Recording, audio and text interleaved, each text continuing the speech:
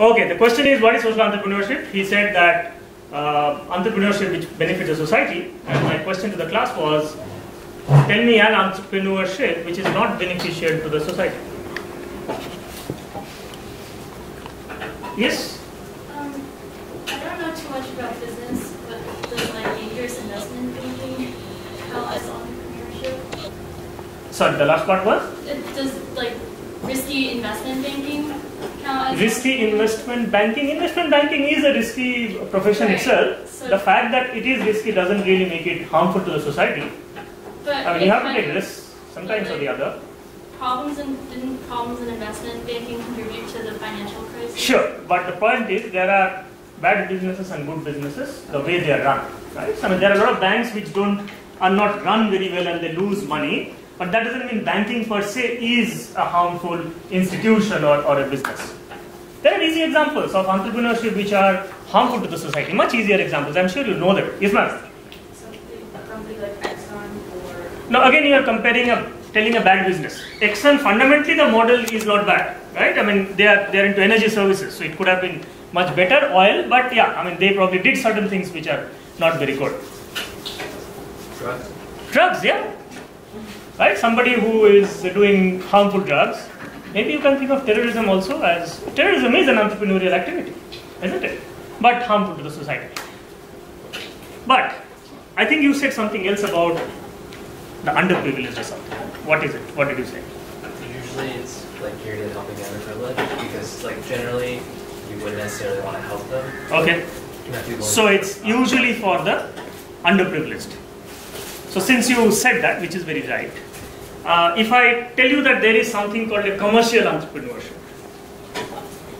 how would you venture that? How is it different from social entrepreneurship? Be more focused on making profit. Ah, yes, right. So that's very interesting stuff. That a bunch of entrepreneurship, or the conventional entrepreneurship that we know about, at the heart of it, there is something about making money. And I mean, some of you who are students of business would know that commercial businesses run on the principle of maximizing shareholders' wealth. So when you're talking about an entrepreneurial activity, say for example, I open a sports management company, I would think that, okay, while it is beneficial to the society, fundamentally it is about also making money. And I would like to maximize my profit, my market share, etc. etc. Social entrepreneurship, on the other hand, is to some extent a unique kind of entrepreneurship where they would say that maximizing profitability is not my objective, not my primary objective. Right? So yeah, sure I want to be profitable, but that's not my primary objective. It can be helping the poor, it can be environmental, it can be that I would minimize the harmful effects of environment on the society. So your societal goals are more important than making money. So that's what I will be talking about here, but just to set up the whole thing before I really go into this topic of social entrepreneurship, let me show you certain stuff. I mean, I was of course listening to a presentation in Bangalore, so many of you have done good amount of research and looked at some of this data, but nevertheless let me put it up before you. And as it happens in a large country like India, you might find some data which is a little different from what your Google search revealed. Right? I remember one of you, maybe it was Jake, who said, hey, I don't see that figure as 3.5 million, I see it as 4.2 million. Yeah, sure, I mean, there are Google Docs, there are different ways, etc. So don't be too focused on the exact figures, but it certainly gives you a trend. Okay, so what are we seeing here? We are seeing that India as a nation has had decent amount of growth in the last decade or so. Actually, I think it's more than that. It is probably in the last 2 decades. Some of you might be knowing that in 1993, we liberalized. Who is familiar with what happened in 1993? Any of you have been given the background? 1993-92 was a very important year for the Indian economy around that time. Anybody aware of what happened? Yes, at the back? Yeah, before 1992, 1993, like India had a strict system called the license Raj. Okay. Which, like, for a company to operate or open, it had to go through a system of licenses. about 80 of them on average. And after 1991, like the Indian economy opened up to foreign investment as well. So there was like rapid economic That's right. So 47 we got independence. 47 to very early 90s we were the so-called closed economies. And closed economies are typically characterized by a lot of restriction of foreign companies coming and investing in India, as well as even within India we had a lot of restrictions about opening companies. That's what he was referring to in terms of you have to go to the government to seek license to open or even to start a business. What triggered this opening up? We had, I think, a federal deficit in 1991. We had like only a few weeks worth of funds for imports. And so, what imports? What is the very critical import that India needs to do? Oil. So exactly, right? So we don't produce oil. Okay, yeah. So what happened? So we didn't have money. So we had a forex crisis, foreign exchange crisis. Why did it happen? Any idea? Why suddenly early 90s? What was the global event that triggered this crisis of forex in India in early 90s? It was the exactly what happened? How is the Gulf War can come and impact India? We are not in the Gulf. increased oil prices. Not really. Not really. See, one of the very interesting things, and you folks are studying a subject where you need to understand these interdependencies, because you are studying something which has all these, very complex set of forces which interact to tell you that how things happen one way or the other. So it was Gulf War. Actually this very state where you are sitting today has a very important part in that story that was unraveling at that point of time. So Kerala, among other states in the country, sends a lot of migrant laborers to the Gulf for working. Now, when a country has a closed economy, it doesn't earn too much of foreign exchange resources, because you are neither exporting nor allowing foreign companies to come in. So what was the source of foreign exchange of India? It was these migrant people who went and worked in the Middle East, in the Gulf. Of course, a lot of people also went to the United States. They would repatriate income. And that was a very critical source of foreign exchange. Now, when you had the Gulf War, there was a trouble in that area. And many of these, in fact, I would say millions of these migrant laborers fled those countries and they came back to India, which means that the money that they were sending, the foreign exchange to India, basically they would send it to their families, but India would earn foreign exchange in that manner, because they would repatriate dollar and that would get converted into rupees. That suddenly stopped. So a prime source of getting foreign exchange got cut because of Gulf War. And India was in big trouble. Right? So what happened was India went and placed its gold. This is a country which has got lot of gold. So it went to Bank of England and placed its gold and said that, well, give us debt. We would like to borrow some money to tide over this crisis, because everybody knew this is a short-term crisis. Over and above that we will get, but for the time being, give us some money. But then the IMF and the World Bank told India that, there is some problem with your economy. Fundamentally, it's not about Gulf War. There is some fundamental problem with this economy. You have remained very closed over a long period of time. And that is not helping you to grow, because our GDP growth was stumbling around 2%, 3%. In a very bad example, it was known as the Hindu rate of growth. Okay, so they said, you guys need to restructure your economy. And that's what resulted in, over a period of time, what he was talking about, opening up of the economy. The economy got very liberalized. So when an economy liberalizes, the expectation was that it will give a huge booster to growth. So when the economy grows, then you allow a lot of industries to flourish, you allow the foreign companies to come in, you allow your own companies to go and compete in other countries, you want a lot of foreign exchange, overall the economy grows very well. That actually happened. So that so-called Hindu rate of growth, which we are talking about, 2 to 3% on an average, actually jumped to, on an average, maybe 5 to 6%. That's what we have seen in the last 20 odd years. That's the reason why India today is once again considered one of the important players in the global economic scenario. However, that has not changed the condition of the poor people. So this is what is a paradox of this economy, and this is likely to be a paradox in many of our developing economies. If you think of Brazil, if you think of South Africa, all of these economies are characterized by high growth and yet high level of income inequity or reasonable amount of large number of poor people. So that is a number which is 1.2 billion is roughly our population. Significant part of it, 450 million, 500 million, somebody might say it's 800 million, who counts? Large number of them actually earn very little a day. Right? So if you're talking about $1.25 a day, $2 a day, even $2 might be very... Actually, anybody knows what's the poverty line in India in terms of income? It is actually today even less than 50 cents. 50 cents a day income. Okay, so it's about 30 rupees for urban India. If you look at the exchange rates, today we are hovering at 64 rupees to a dollar.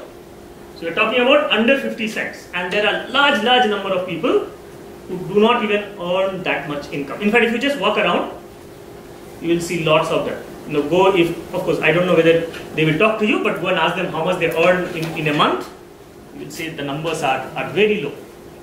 Of course, if you earn less, that doesn't necessarily mean you are very poor, but the correlation is likely to be very high. That if you earn very less, why? Because you might have a large number of assets. So there are Indian farmers who don't earn anything, but they have nice piece of land, they have poultry, etc., etc. They can manage very well. But we are not talking of those people. We are really talking about people who are very poor, and that's what is very dangerous about the economics. Okay. You want to ask something? Yes. So you mentioned about India and South Africa as examples of emerging economies where the income disparity is poor. Yes. You did not mention about Russia and China. Yes. Is that for a reason or is that... No, I think China will also have significant amount of poverty. In fact, very interesting. Okay, anybody knows what measures income inequity in an economy? What is that factor or what is that number which can give you, no, you are disqualified. I know. What measures inequity in an economy? Is there some measure which tells you that, this kind of tells us a nice picture? Yeah. The Gini coefficient? Exactly, that's a Gini coefficient, right? So look at it, look it up. GINI coefficient measures the inequality of an economy. It's very simple. It tries to calculate the difference in income in the entire population. The Gini coefficient of China, and Gini coefficient, higher means more inequity, lower means it's a totally equitable society. The Gini coefficient of China has actually increased over the last 20 years. Same with India. Right? They have not increased significantly, they have increased marginally. Though I must tell you that China is the only country where we have evidence that the number of poor people have gone down. But Gini coefficient can still increase because your rate of prosperity might be much faster. So your rich have gone richer in a much faster rate, but your poor people have also gone up, but yet the gap has remained like that. So look at it from that perspective. Gini coefficient is just measuring the gap. So in an ideal economy, if both of them move up and this goes faster than this one, then you will still have a Gini coefficient which is growing. So those are the complexities of it. But Russia I did not comment because I don't know much about the economy. Right? Definitely Brazil, definitely South Africa, definitely India. Russia is a slightly peculiar economy because of there's so much of dependence of oil that I don't think they can be directly compared to any of the rest. But yeah, China, India, definitely compared. How much of China, how much of information about China is accessible? Yeah, we do have a lot of information, we just don't know the authenticity of it. Because it's so the uncertainty bound on the Gini coefficient is much higher. Yeah, you are right.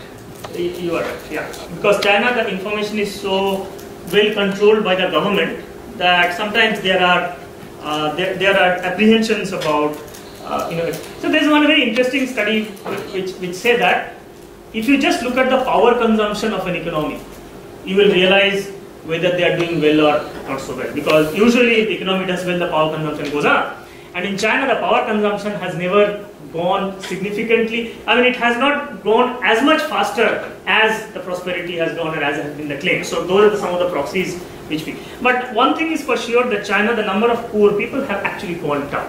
Okay, so that there are a lot of other sources which also confirms that. So their whole model of manufacturing, etc., where you are able to provide a lot of employment to people actually has worked. Yes, sir. So you said the poverty line in India was 50 cents a day? Yeah, 30 rupees for urban India. Okay, so then on the slide where it says 450 million Indians live in extreme poverty or less than 20. So what does the poverty line represent? If this under $1.25. Yeah. So when you say there are some of the stuff which is a bit confusing here. That, for example, many of these earning figures also look at some amount of assets that have. But the essence I'm trying to communicate here is there are a large number of poor people. That's all. Whichever way you measure it, right? $1 a day has been globally accepted as a poverty figure. Okay, but that is by rest of the world. Whereas in India, we find that if you earn $1 a day, you are quite well off. So it's kind of half a dollar. Now that $1 a day now has been increased to $1.25. So there are those quibbling about those figures. Yes. But when you say earning $1 a day in India means that you're quite well off, what does that mean? Okay. So when we say that there are now about 7 or 10 measures that we look at to realize that whether a person is poor or not. See, the easiest, or rather the most simple measure of understanding whether a person is poor or not is the amount of calories that this person consumes. Okay, so the calorific value is what typically measures, right? So you and me are likely to consume, you will obviously consume less than what I do. Somewhere around I think it is 1800 to 2400 calories depending upon men, women, urban, rural. Okay, but again there are complexities with that because the eating pattern etc. varies from. So what now people are doing is they are looking at 7 or 8 other parameters. Do they have access to education, healthcare? Do they have a home? I mean, do they have a shelter on top? Is it a what we call a paka house, right? Which is a stand etc. So all those all those 7 or 8 measures, if you look at, $1 a day will enable you to get all that stuff, right? So we are saying just about higher in terms of that. How does this relate to things like, let's say, purchasing power parity? Yeah, so that is the interesting part. That $1.25 a day. This is, I don't think this is purchasing power parity has been applied on this one. Yeah. So if you, I mean, that is probably where you will get a more realistic that converts, which the confusion is. Explain to them what that is purchasing power parity. A little bit just. Who knows purchasing power parity? Adrian knew what he just stepped on. Okay. Right. So Professor Ganguly has a very important point to say here. Is that, see, one of the ways of looking at $1 is to just multiply it by the exchange rate. But the fact is that what $1 buys you in United States will actually buy a lot more in India. So that is where economists come out with a measure called purchasing power parity. So roughly, this is again a thumb rule. When you multiply dollar to rupee, for exchange we are multiplying it by 64 today, but for purchasing power parity, we would effectively probably multiply it by 10 or 12. Okay, because obviously things are not, if you convert it to dollars, then things are not as expensive in United States as they are in India. India will be relatively cheaper. So those are the two different rates that we are looking at. Right? So for me, that 30 rupees thing is probably more realistic than looking at some of these dollar figures, and don't look at it at half a cent. Maybe 30 rupees will be probably about $2. I mean, that's where 1.25 $2. Okay. Now here is an interesting question. Here is an important question. So a lot of people have argued, famous economists have argued, that when an economy improves, there is something called a trickle-down effect. Let me write it down.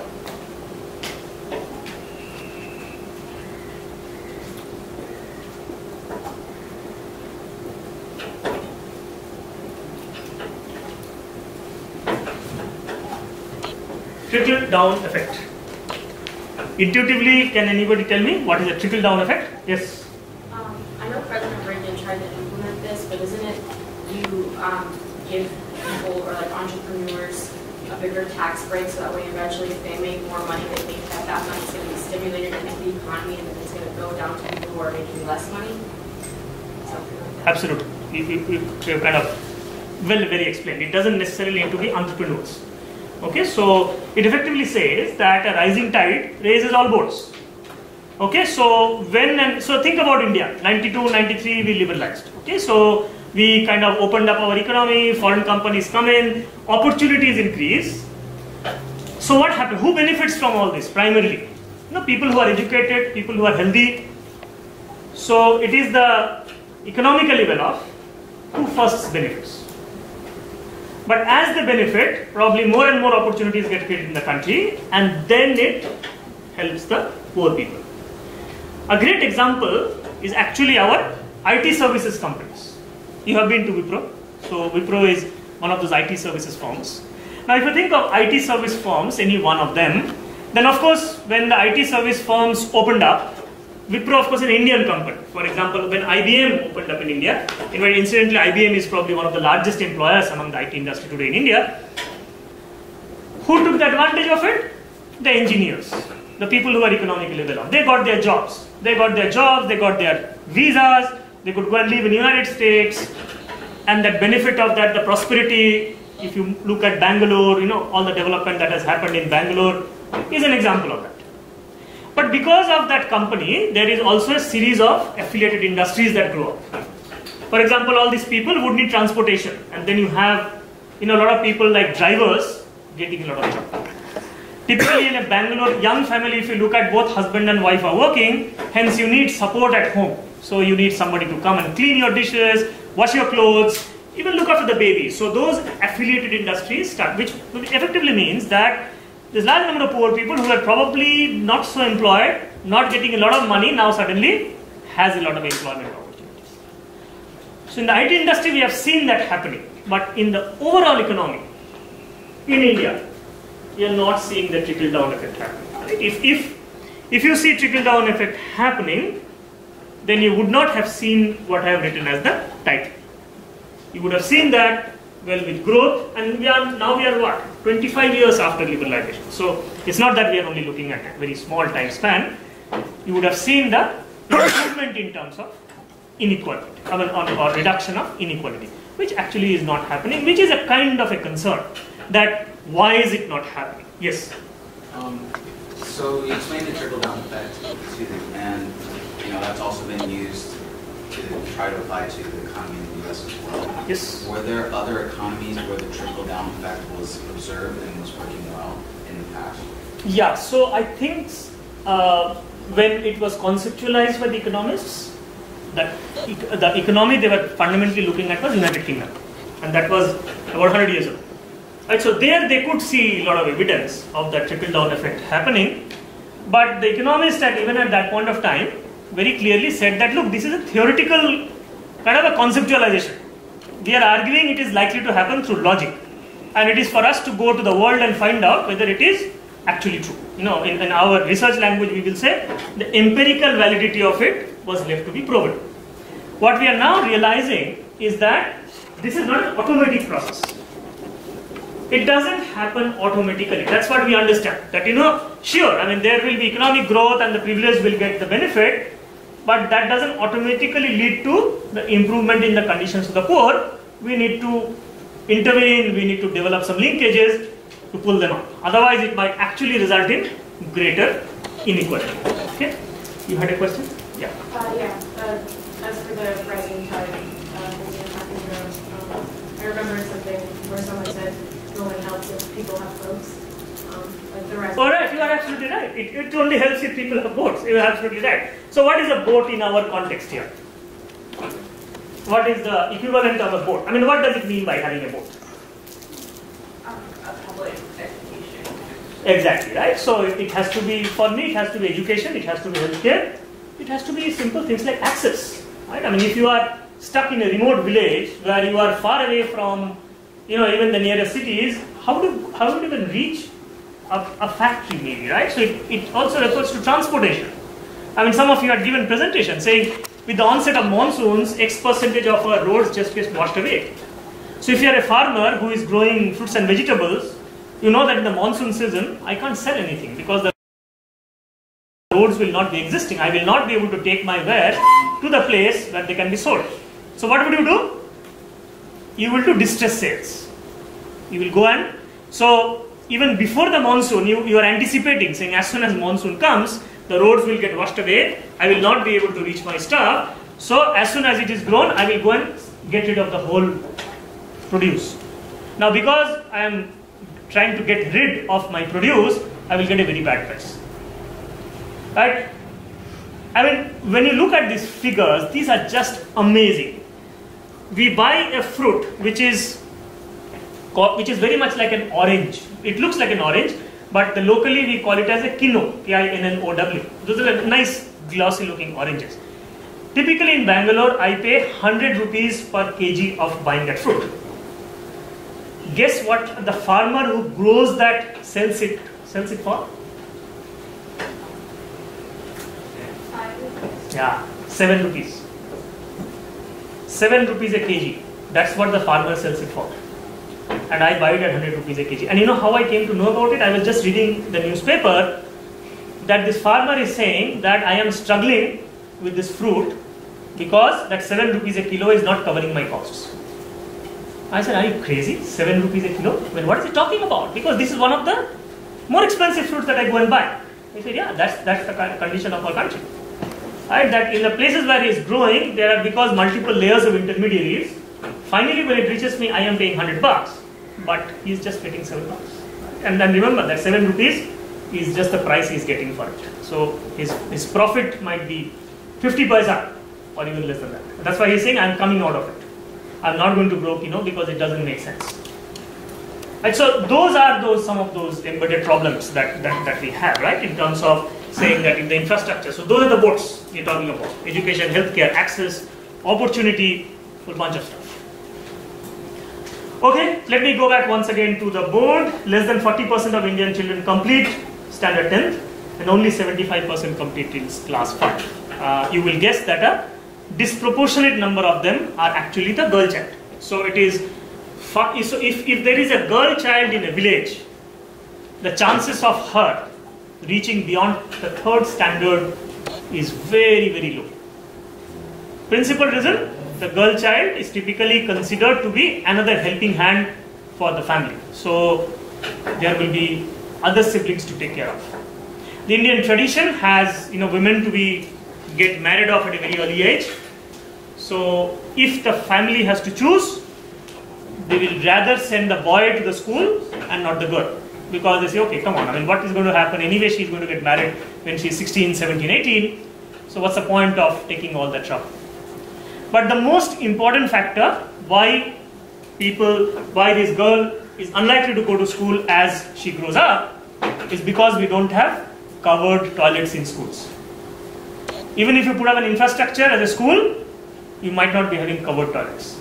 And as this girl grows up, she feels that it is insecure, she feels insecure to go to that place. So sooner or later the parents will say, okay, that's it. There's no point in going. So an infrastructural constraint will actually create, and in many of the others, some of you, if you follow developmental economics, Amartya Sen and all, they would say that how an economy's social development is so critically dependent on education of the women. And that is where actually China has done much better than India, if you think of it, that they understood it. It's not that we don't understand it, but our means of doing it are very, very different, and as a result it does not happen. So this is a particular state where they achieved 100% literacy several years ago, Kerala. First state in India to have done that. Now there are other states which are knocking up at 95%, etc. Great stuff, right? Ask yourself, what does literacy mean here? Okay, literacy means you have been enrolled in a school and you know to sign your name. Right, so that's the problem. That they might be 100% literate on records of the government book, but it might not be good enough for you to get a job. Right? So the incentive systems are very different. Right? So the struggle what we are having now is not only the number of people who are going to school, but even the quality of education that is being given to them. On an average, it has been found that Indian children compare very poorly to their contemporaries in terms of their math skills and reading skills. So if you compare a third standard student in India with somebody, even other Asian countries, our kids are faring very badly. Right? It's not really kids from good families, it's not really kids from educated parents. The vast numbers are made up by the middle class or the lower middle class. That's how the numbers are getting depressed. Right? Otherwise, you have some of the smartest kids coming out of India, but that's a very thin layer that we're talking about. So, primary education system is in bad shape. 40% of Indian children are malnourished, almost half the world's malnourished population. Right? So, we are a big country, still large number of children, and the nourishment is very poor. So, again, one of the very critical things that unless and until you get nutrition at a very early age, you don't develop very well. Right? So, the brain, the physical part of it doesn't develop very well, and you are not having enough preparation to do better in life. More than 90% of India's labor remain in informal sector. This was something which one of the groups even presented, that significant part of our labor force is informal sector labor. Anybody can tell me what is the downside of being in the informal sector? India roughly has about 480 million people in the as working population. Out of that, 93% are in the informal sector. So what's the downside of that? Yeah? If you work in an informal sector, you probably don't have job security. You don't have job security, sure, right? So you can be laid off at a very short time interval, which naturally makes you very vulnerable, and as a result, you will not be able to invest probably in long-term development of your family, right? You are always moving from end to end. Anything else you can think of? Yes? Probably don't get benefits of healthcare. You don't get benefits, right? You don't get security benefits, healthcare benefits, no pension, etc., etc. I'm assuming that since there's no taxes, then the government has very little taxable income. From these people. From these people, yeah, you're right. I mean, these people don't pay taxes. Vast majority of them won't even come to that level. Even if the government had some magical ways of collecting taxes from them, their incomes are so low, they won't even qualify for paying taxes. Right? In our country, at the bottom layer, you don't pay taxes. I mean, your income hasn't even reached that level. So, which in turn means that you can't reap the benefits of primary health care because there is no federal funding for any of those. Yes, so the government income probably is not so good. Yeah. They are also often at the receiving end of the society. So the police, see, these people don't also, most of them will not have an identity card. They are also migrants. They are typically people who will move from one place to another in search of jobs. So they will do some agricultural work in the harvest season, then they will move to urban India to do some construction work. And all these people often are also at the receiving end of the law. The police, if they want to show that we have done a lot of good work to help this city, then they will go and round them up, and they will not. So it's kind of a whole bunch of difficulties. So there are good studies which says that children of people who are often migrating have far lesser chances of getting educated than poor people who are at the same place. So this migration is very closely linked to a large number of informal labor. Sanitation, 30% of Indians have adequate sanitation facilities, do not have access to safe and drinking water. Okay, so that's a dismal picture. Anybody knows what is called this demographic dividend? So I am putting out some terms, trickle down effect. You people have already figured that out. What does this mean? Demographic dividend. I have said that India's demographic dividend can turn into a demographic disaster. Of course, you know the meaning of disaster, demographic.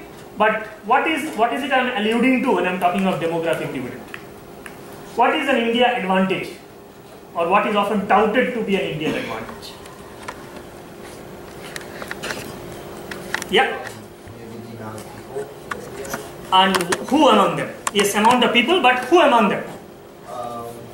Middle class? It doesn't have to go as middle class. Middle class, okay. So you are right, but you are typically looking at it from a consumer perspective, right? If you are a company which is trying to sell to India, then you would say, there's a large middle class, so I can go and sell to them. But I'm looking at it more from the economy perspective. Think of yourself as a policy maker. What would be a huge advantage for you within this large population? If you have a large number of old people in this population, will that be useful?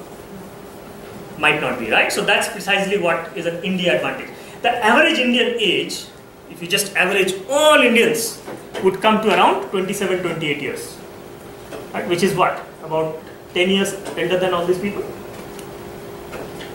So what's the average age of the class? 12 or 13? 1920, yeah. So, okay, great. So about 7-8 years more than you. That's the average Indian age. Right? So what does it mean? It just means that the number of people who are in the working age are significantly larger compared to people whom they have to support. Right? So in any economy, you have to support two kinds of people. You have to support the young, the children, and you have to support the old. Okay? So think of Japan.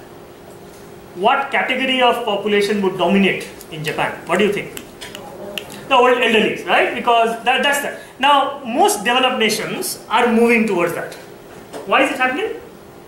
Why is it that developed nations are likely to have large number of elderlies?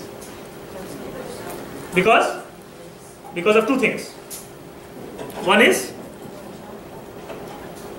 so usually, there is this very strange correlation between higher education and lesser number of children that you have. It's not strange, one can always explain stuff. So you have lesser number of kids. Second,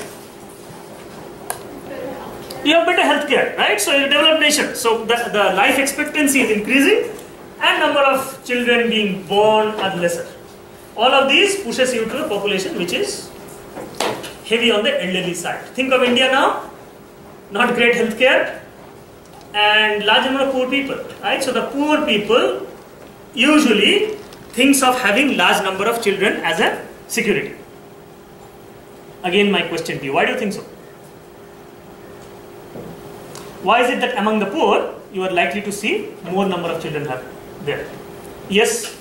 More kids, like more sources. More sources of income, sure, right? So more sources of income. Other thing? If you, as a parent, when you're older, odds are like one of your kids will be able to like support you in your old age. Yeah, so that's the kind of stuff. Imagine your access to healthcare is also very limited, right? So you are making a very practical calculation. Maybe all of them will not survive, right? Maybe all of them will not grow up into being able to support me. Some of them might be very unhealthy, might be very uneducated, and hence I am spreading my risk. It's the same investment philosophy which an investment banker would do. That's what they are also likely to think about. If I have more children, but imagine the paradox of it. If you have more children, you have to support them more, right? You have to spend more. But they are going to do that simply in anticipation that at least a few of them will be good enough, healthy enough to come and support me in my old age. Yeah? Something that I'm wondering about, but in terms of development, you think a lot of times about how to improve the state for younger people, but if a country neglects its older population, what ends up happening? If a country neglects its older population? No, I'm not talking of neglecting the older population. Yeah. Absolutely. You are not going to neglect your older population, at least not by policy. Okay? But all I'm saying is that if you have more young people, it becomes an advantage for you, likely advantage for you. So this is often been touted as an Indian advantage, that India has so many young people, so India is going to be the next superpower. Interestingly, even this ratio that we call of working age people versus the non-working people, which is the elderlies and the kids, I think by 2025 or 2030, I'm forgetting the date, even China will have an adverse rate. Even China will end up having more number of people to support than their working age population. Why? Because population control in China as a policy has worked far better than what it has in India. In India, we had a miserable record in terms of population control. But suddenly now the politicians have found a very nice way of saying, oh wow, that's an advantage. Why? Because we'll have demographic advantage, demographic dividend. The challenge is, if you look at all the figures which I have put up on that side, which is what? Your left side, you will end up having a large population, but you will end up having people who are poor, doesn't have access to healthcare, doesn't have access to education. What does it mean? That your even though they might be young, they might have the potential of earning, they will not have the skills to do that. They will not have the skills to do that, they will not have the health to do that. You will end up creating a demographic disaster. That's what the contention is. Okay. So let us see. For a sustainable India, and I am largely looking at here economic sustainability. Okay? We need to do a whole bunch of stuff. We need to create income opportunities for a large number of people, take care of our migrants, provide financial inclusion, so provide credit at low cost and insurance products. Why do you need credit? What is the importance of credit in the context that we are discussing? Anybody can speculate? All of you understand credit, right? Yeah. And as in credit cards, yeah. Yes, ma'am. What is the importance of credit, or what I have called as financial inclusion? Any guesses? Yes. People need money in services. People? Yeah, entrepreneurs, I guess, need money to start businesses. Okay. So if you are going to start a venture, very often what happens is you need money to start with, and then over a period of time, when your venture succeeds, you are much more able to not only pay off that money but also make a lot of profit. Okay, but the important thing to keep in mind is there is always need for investments. Okay, and don't even think of entrepreneurs. Think of a poor villager who wants to buy a goat. Okay, the goat is very useful for him or her. Why? Because it gives milk, and he or she can sell the milk to have nice sort of income.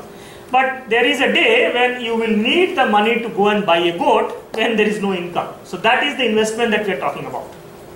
Now, who gives you that money?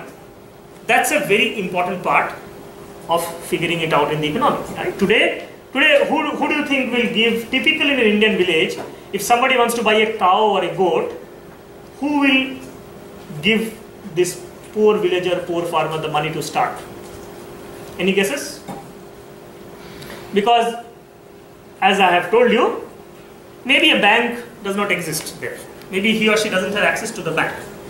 They will surely not be able to write their names, which is necessary to fill up that form to get a loan from the bank. So who will give them that money? Maybe family. Maybe family, but if you come from a poor family, it's unlikely that you have anybody to give you the money. Yes? The richest man in the village. Yes, but why will he give you? Sorry. Why will he give you?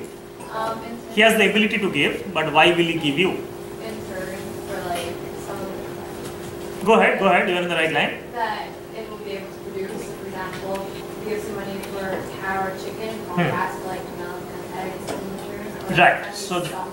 Right, so they will extract something from you. Okay, so this is whom we call a money lender. Money lenders, they might be very rich, they might be average, but they are smart business people. So these are called informal sources of lending. Okay, so you don't have access to credit. If you're lucky enough to have from your family, it is great, but if not, then you will go to the money lender. And the money lender will give you the money, but that fellow will charge you very high rate of interest. How much interest do you guys pay for your what is it that you borrow typically? Student loans. Yeah. So what's the rate of interest? No. What is the rate of interest you pay to the bank? About 3.8%. Right? Which is what? 3.8% per year. Okay? For federal loans. For federal loans, yes. That's it. How much interest do you pay for your credit card loans?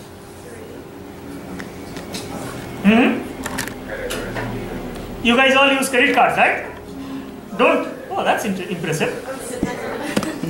Yeah. So she's right. So if you're taking a student loan, you are paying 3.8%, 4%, whatever. In India, it is 12%.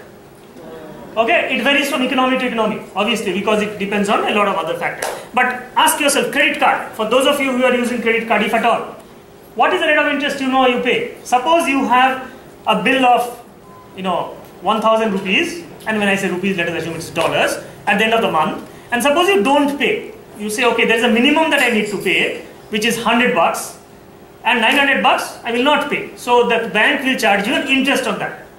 Any idea what interest you get charged?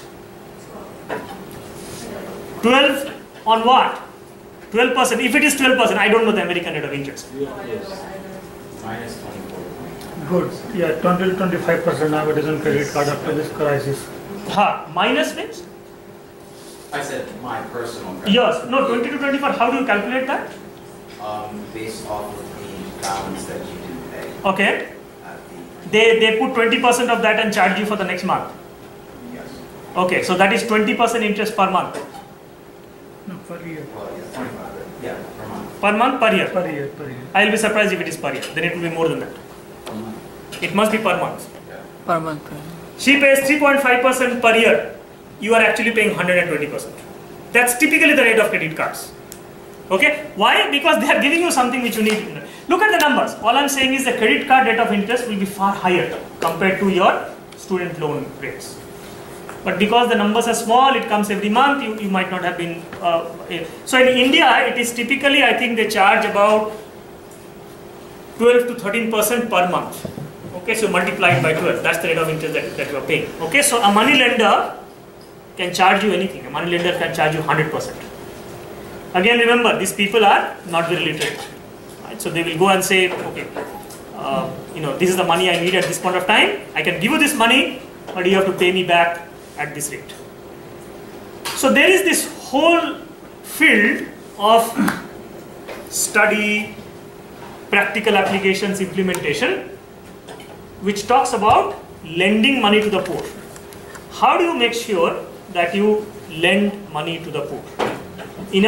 Not like a money lender, but as an institution. Can anybody tell me what is this whole domain called?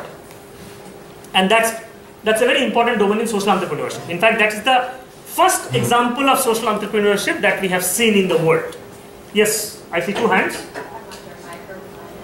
You also talked about microfinance. Both of you are absolutely right. So that's what it is, microfinance. That how do you provide why is it called microfinance? Any idea? Yes. Isn't it just the idea of just giving somebody just like a little bit of a small amount of money? So it's not loaning somebody like $1,000. Yes. 15 or 20. Please note, banks would not like you to take small amount of loans.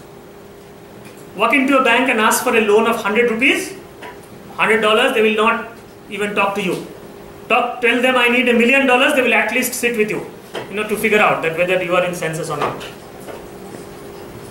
Can you tell me why? Why is a bank not interested in giving a loan of $100, but happy to give you a loan of $1 million? Yes? Because they don't make any interest on the $100. No, and $100 they can charge the same interest. We don't make as much, like 12% of Yeah, right. The total amount of money that you make is much lesser, right? Also think of it, they have put up a bank, they have a lot of overheads, right? There will be one person who has to fill up the form, look at your form. So it doesn't make sense for him or her to do all that for $100. $1 million, be my guest, they will do that. So there were these 30 people. So there was this gentleman by the name Muhammad Yunus. I don't know how many of you have heard the name of Muhammad Yunus, but economist who got a Nobel Prize in 2006. So he was an economist professor in a place in Bangladesh, and he talked to some of the villagers, and these villagers went and told him that they are all bonded laborers. You know what a bonded laborer is? They are committed to work for somebody else all throughout their lives. Okay, so they're like kind of completely bound. So why does one become bonded laborer?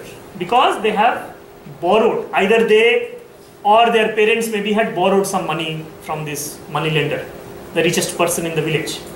And what this fellow told them was that, you know what, yeah, I'm going to give you money, but you will never have enough to give me back. So what you should do is year after year, you and your family, your kids should work for me. And that can be anything, right? You can actually, might be working in the field, maybe pull a rickshaw for me, maybe have a brick kiln, etc., etc. They were all bonded laborers. They say, okay, you are bonded labor, that's like very sad, really. But how much money do you owe to this money lender? And they said, about 50 Bangladeshi taka. Okay, a 50 Bangladeshi taka would be maybe 25 or even $10. So for 50 Bangladeshi taka, these 30 families were bonded to the money lender of the village. 50 taka will be half of Indian, 25 rupees. Oh, so it's even much lesser. 25 rupees. 25 Indian rupees, which means what? Which means about 20 cents. So he couldn't believe that, my goodness. So obviously his instinct was to pay that money himself and release these people from bondage. Right? But he said, no, he's an economist, right? So he said, I can always pay the money, that's not a problem. But the problem is, how do I correct this system? So he walks into the nearest bank and he asks this branch manager that, hey, purely from a humanitarian perspective, can a bank lend this money to each of these people? I mean, then they will be liberated. He said, no, we can't. We can't. Why? Because, a bank lends on the basis of what we call collaterals. If they give you a student loan, there is something or the other they are looking for. Of course, your future source of income, and they are looking at you are coming from a great institute, so chances of you paying them back is very high. But very often they will ask for do you have a house? Can you, get me those papers so that if you don't pay me back the loan, I can always monetize the collateral. Because poor people don't have any collaterals, so we can't lend them. They need very small amount of money. As I just told you, it doesn't make sense for me to lend them small amount of money. So the banking system, Muhammad Yunus realized, was not geared to lend small amount of money to poor people who do not have any assets which can be used as collaterals. And that of course led to this whole domain of microfinance. There are of course other views that no, he was not the pioneer of microfinance. There were some other NGOs which were working for microfinance, etc. etc. Whatever it is, very, very interesting. So those of you who are interested should look up, that microfinance and Muhammad Yunus. You will have a fascinating story on that. Now, to cut a long story short, so he founded this organization called Grameen Bank in Bangladesh. He said that you can actually lend to the poor, and because the poor are using that money for investment purpose, starting a small business, which might be buying a goat, buying a cow, starting a small trading shop, they will pay you back. And they will pay you back, and because you are getting it back, you can even lend to more and more people. So it becomes a self-sustainable business. And he actually proved it to be correct. So when he founded Grameen Bank, after a few years of operation, Grameen Bank became profitable. So Grameen Bank was lending to the poorest of the poor, and yet it was also become profitable. So he showed to the world that you can serve the poor and yet make profits. It was not maximizing profit, but it was financially viable. Right? So he, in a more ways than one, is actually an inspiration for this field of social entrepreneurship. And people started thinking that if you can do it in finance, in providing microfinance, then can we do it in other areas also? Can we create models where you can provide healthcare to the poor and it kind of is also financially viable? Yes. Muhammad Yunus. Could you spell that? Y-U-N-U-S. Muhammad, as in, it can be spelled in different ways. My guess is it is M-U-H-A-M-M-A-D. So you type Muhammad Yunus Microfinance, you should get Grameen Bank or Grameen Bank, G-R-A-M-E-E-N Bank. 2006 Nobel Prize. 2006 Nobel Prize. Right? So all of this stuff you will get. He's a fascinating person. Economics. Economics. Economics, not in peace. Okay, so that is a story about financial inclusion. Of course, increased quality of education, access to affordable and primary secondary healthcare, low cost polluting source of energy, increased farm productivity and supply chain management. The problem which I talked about, that kinu thing that the farmer is selling at 7 rupees whereas I am buying it at 100 rupees is very often cited as what we call the supply chain problem. Right? Unless you are doing a course on business, you might not be familiar with the term supply chain, but it just means that how goods or services move from one agent to another. So the farmer is producing it, then somebody is picking it up, maybe a wholesaler, and then from the wholesaler it is passing on to a distributor, from the distributor it is going to a retailer. So all of them have their own unique functions to perform. We talk of it as a supply chain. So the fact that the farmer is not making money but the end product is very expensive is an example of a very inefficient supply chain. Or there may be some problem in the supply chain where the producer is not getting enough benefits, but the end product that is happening is actually useful to the society. Right? So it must be grown from a societal perspective, from a consumer's perspective, but the farmer is not finding it to be viable. So you know that there is some kind of supply chain issue. And Indians, fruits and vegetables, in Indian farming supply chain is notorious, worse for fruits and vegetables. It is said that we actually waste about 30% of our produce of fruits and vegetables in the supply chain. Okay, the wastage. Wastage happens because of various reasons. Wastage happens because we don't have cold chains for preserving this, we have improper methods of handling, etc. I mean, it really depends on how you handle. Say for example, if you are talking of bananas, then the way a banana is plucked from the trees or banana plants determines how long the banana will last in the supply chain before it reaches the consumer, right? So nobody wants to buy a black banana, but it will become black if you don't handle them very well. Okay, so those are the stuff which we're talking about in supply chain.